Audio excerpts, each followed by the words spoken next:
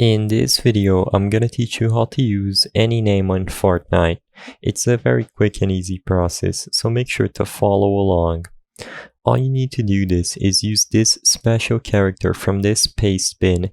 As you can see, just go to this link, pastebin/8u1ekxmd, or search for Livid's NEOG name pastebin on Google. Just copy this first funny symbol and then go to the Epic Games website. In here, log into your account and then click on your name at the top right corner of the screen and click on the account from the drop-down menu.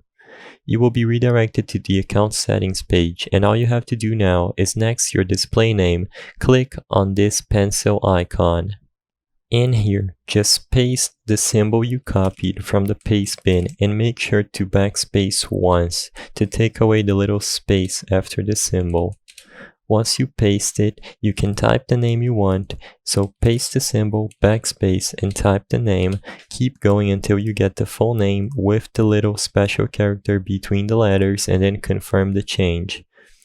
As long as it's not already in use, by using the special character, you will be able to change your display name.